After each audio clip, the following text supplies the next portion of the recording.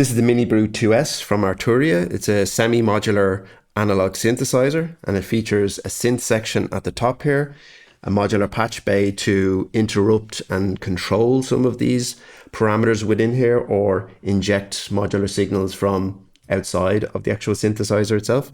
And then you have a sequencer here at the bottom, which also features an arpeggiator. So we'll start with the sound generation part of the synthesizer. We have two oscillators, voltage controlled oscillators. The first one being more complex than the second one, and it offers a number of different oscillators, and you can blend them here on your oscillator mixer. So you have a sawtooth, and we can adjust the ultrasaw amount here, and it blends in two phase inverted versions of the oscillator and generally thickens up the sound. Some of the parameters that you'll see here, they have red writing underneath them, and that's to indicate the modulation source for that particular parameter. So for the ultrasaw amount, it is synced internally to the second LFO. So the two LFOs, they offer a number of different wave shapes, and you can adjust the rate either in free time, or you can have it synced to the tempo of the sequencer.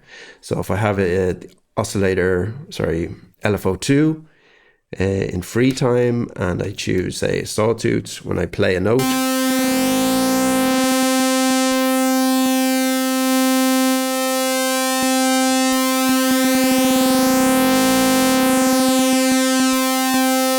and we can adjust that to thicken up the sound. The second wave is a square wave oscillator, and you have control to adjust the pulse width.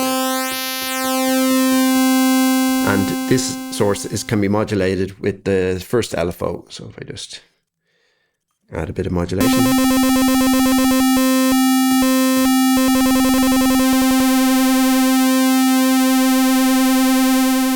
The waveforms that you have to choose from on the LFOs, you've got sine wave, triangle, sawtooth, which is ramped down, square, and then you've got smooth and stepped randomness.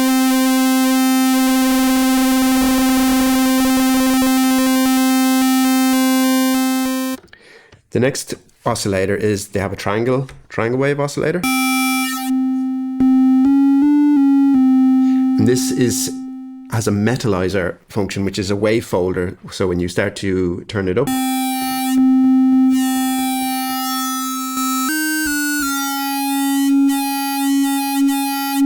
can see there's a lot more harmonic content coming into the sound. And by default, this takes its modulation source from velocity, so how hard you're actually hitting down on the key. But if I wanted to, say, through the use of the patch bay, if I wasn't using, say, LFO1 for my pulse width, I could take the LFO1 output and then patch that into metal mod.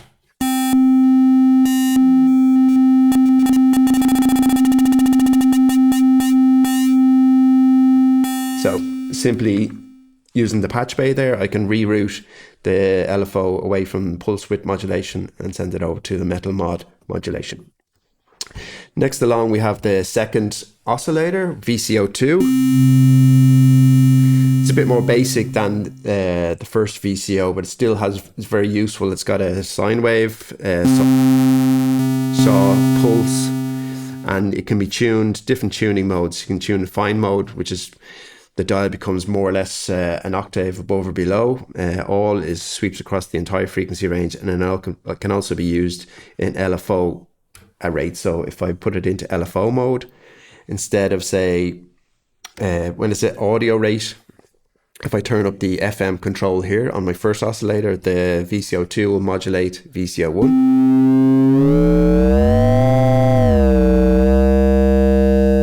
Whereas if I put it into LFO mode, I'm going to, put it into sine wave.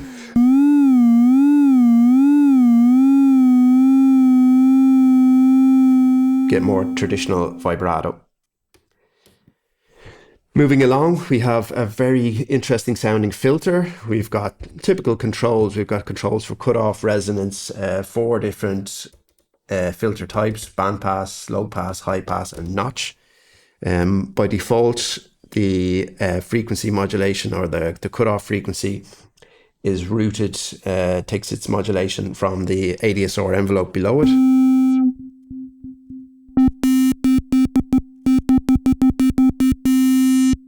But if I wanted to, say route the LFO into it on the patch bay, I could just plug the LFO out of LFO1 into the cutoff.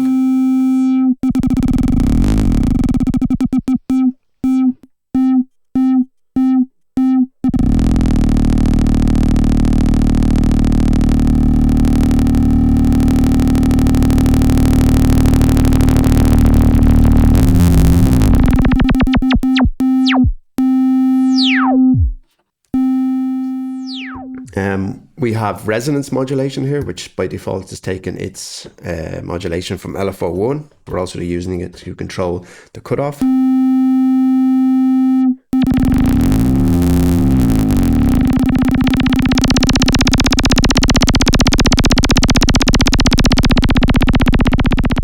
And the last control there is, by default, it's an attenuator to route the pressure output to control the cutoff. And you can break that or take this modulation from somewhere else. Again, if we were to take it from LFO2 and plug it into our, this is an attenuator here on the, and then plug that into, say, the frequency modulation.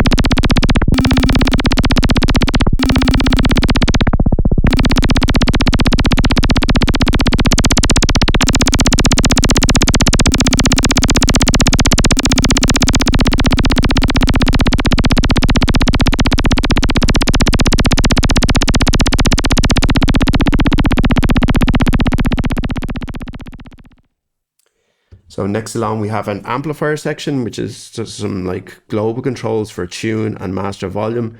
But we also have the brute factor, which is an important feature on gives the MiniBrute its name. And what it is a feedback circuit that allows the output of the filter section to be fed back into its input. So I'll just cancel out some of this patching that I've done here.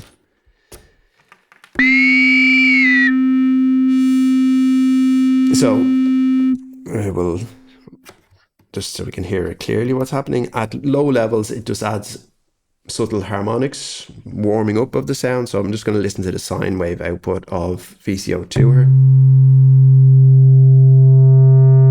So as you turn it up, it accentuates more harmonics in the sound.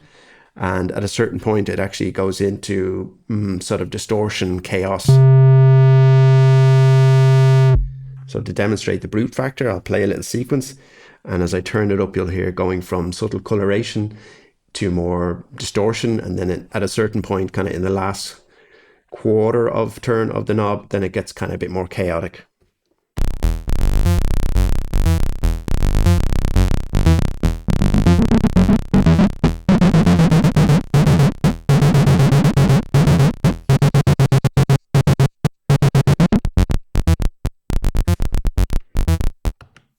And the last control we have here, it's an attenuator for the amplifier. So if it's turned all the way up, the sound will just actually drone. So it can blend in some of the noise there as well as the other three oscillators. You also got an external input there if you did want to route a signal from outside of the synthesizer into the synth and route it through the filter. But when that's just turned down, the envelope here, the AD envelope, controls the amplitude output. So the mixer here is where you can blend the output of the different oscillators. You also got a noise source and, as I already mentioned, the external input. Moving along, we've already seen the ADSR envelope in action. By default, it's routed to control cutoff frequency, but through the use of the patch bay, you can send that elsewhere on the synth to control other parameters if you like. You've got an AD envelope to, by default, controls amplitude, but again, you can route that elsewhere to use it as a modulation source on other parameters. And what's interesting about the AD envelope is that you've got these switches here to allow it to respond to either gate signals. So when it's in gate mode, it actually functions as an attack, hold, decay envelope. So as long as I have a note held down, it will sustain the note, and then when I release it, it will go into its decay stage. When it's in trigger mode, holding the note down has no effect, and you just have each note on or trigger signal just cycles the envelope through whatever its attack and decay settings are at. So by default, it just triggers the envelope once. It's the typical behavior of an envelope, but you've also got a loop function here that allows you to turn the envelope into a quasi LFO where you can change the shape by adjusting the attack and decay times. So I'm holding the note down and it's cycling through. So at very high rates, it sounds almost like ring modulation. So what you could do if you wanted to, say, if I liked some of the effects that I'm getting there,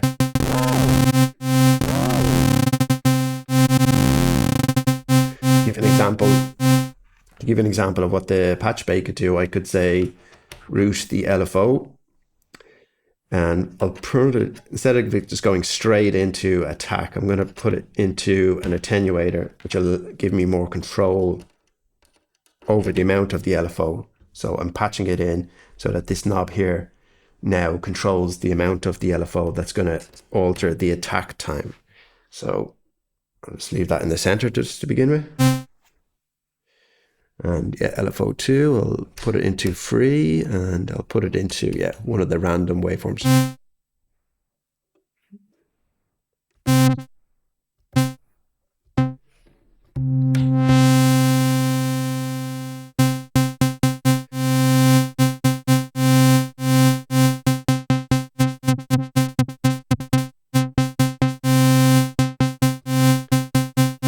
So you can hear that I'm getting variation there on the attack time, which is coming from the LFO over here.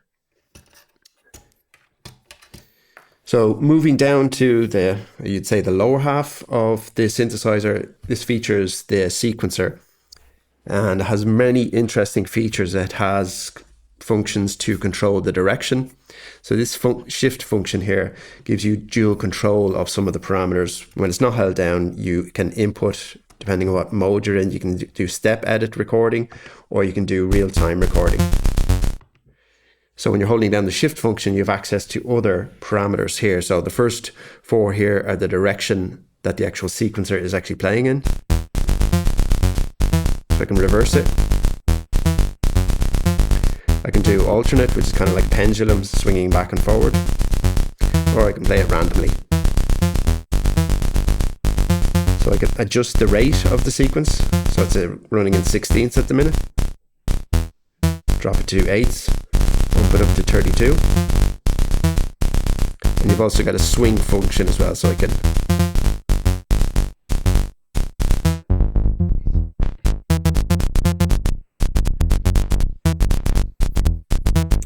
next along here you have got some scale control, so it's in chromatic at the minute. I can put it into major,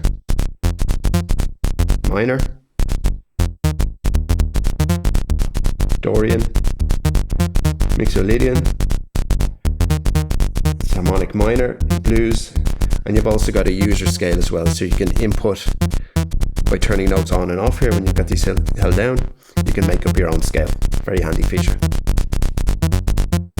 So a very powerful feature of the synthesizer is you've got 4 tracks of sequencing. So by default, the first track is pitch, second is gate, third is velocity, and the fourth is pressure or aftertouch. But you can see under the tracks 3 and 4 here that these can be altered from their default settings. So by holding this down and turning the dial here, instead of it controlling velocity, I can have it control other things such as pitch and gate. So essentially I could set up a separate sequence from the one that's currently playing, and I could say route the velocity and pressure, which is modulation 1 and 2. I could route that to control, say, the pitch of VCO2 and get a second sequence, or I could route that signal to a CV and gate compatible synthesizer or a modular synthesizer. So that's very cool. Whatever parameter a track is actually sequenced, it has a number of parameters that it can control. So say in the case of pitch, the dial is above the programmed key, can adjust the pitch, or if I hold down shift, it can adjust the glide for that particular note.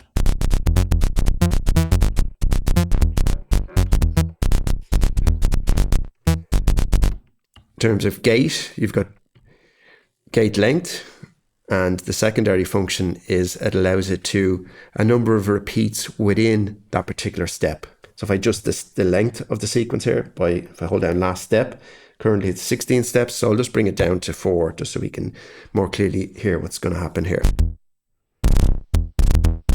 So you can hear that this one is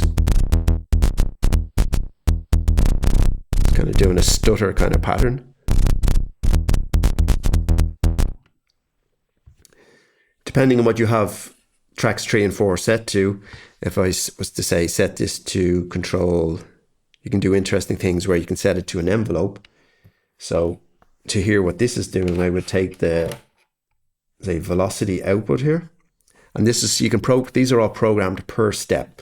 So if you had, say, 16 or 64 steps, you can have an independent envelope on each step to modulate a parameter on the actual synthesizer. So let me see, I'll just plug it into cutoff and let's see what effect we have here. When I turn this dial, I can adjust the decay time, and if I hold down shift, I can adjust the attack time. So without it, this is what it sounds like. So when I plug it in,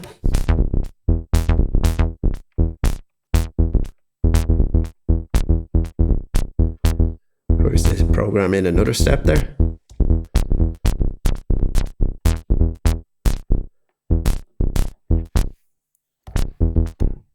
And that's without it. So really interesting possibilities available with that.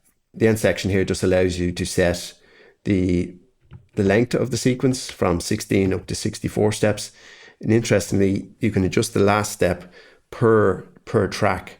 So if you were, say, the sequence, so if I go into my pitch sequence and I put the last step up there, so that's 16 steps. Whereas if I had my sequence, which is controlling the cutoff frequency, which has an envelope assigned to it, is actually 4 steps, but I can set that to an irregular number. And then